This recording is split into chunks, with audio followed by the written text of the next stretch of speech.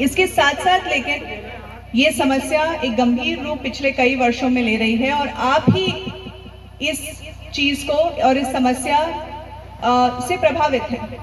सबसे ज्यादा प्रभावित आप ही लोग हैं, आपके ही मित्र हैं, आपके ही परिवार हैं, आपका ही समाज है, आपके ही जिले के लोग हैं।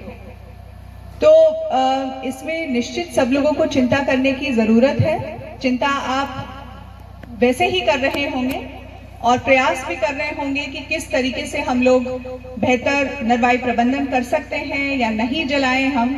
लेकिन मुझे लगता है कि जब सभी लोग जला रहे हैं तो हमें लगता है सबसे आसान तरीका है हम भी कर लें। उसके साथ साथ कुछ भ्रांतियां और कुछ इस तरीके की बातें भी हो जाती हैं कि इससे उत्पादकता बढ़ती है। लेकिन मुझे नहीं लगता है कि इसका वैज्ञानिक आधार या कॉमन सेंस से भी कोई व्यक्ति सोचे तो क्या नरवाई जलाने का मृदा पर और मिट्टी पर क्या कोई पॉजिटिव प्रभाव, सकारात्मक प्रभाव आने वाले वर्षों में होता है। हो सकता है तात्कालिक हमें उससे कुछ फायदा मिले, लेकिन उसका आपकी भूमि पर क्या परिणाम होंगे। आप 5 साल बाद सोचिए, वो भूमि को आपको ही सिंचित करना है, उस भूमि पे आपको ही जो है फसल अपनी लगानी है। और आप लोग जानते हैं कि सॉइल टेस्टिंग के माध्यम से भी समय समय पर आपको क्या न्यूट्रिएंट्स हैं, माइक्रो न्यूट्रिएंट्स हैं जमीन में और मृदा में, वो बताया भी जाता है ताकि आपकी फसल और पैदावार बेहतर हो।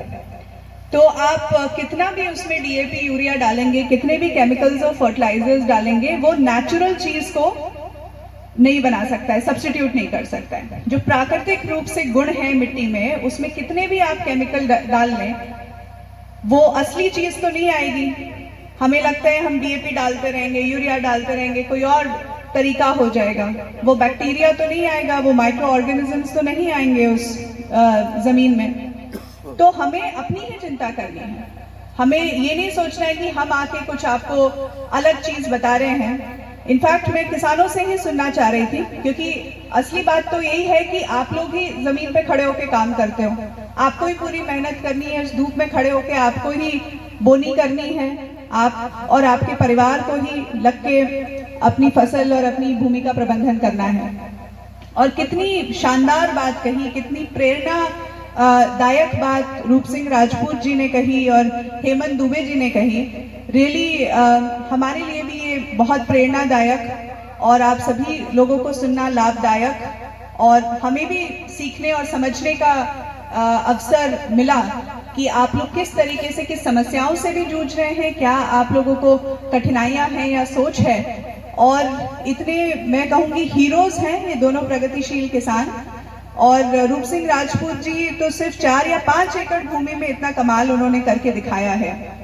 तो अगर आप ठान लें, अगर संकल्प हो आपके मन में, आपके मूल्य हैं, और अगर आप कुछ करके दिखाना चाहते हैं, करना चाहते हैं, मेहनत तो करनी पड़ती है। कोई भी क्षेत्र हो जीवन में तो मेहनत तो करनी पड़ेगी, और किसान भाई तो हमारे मेहनत की मूर्ति है।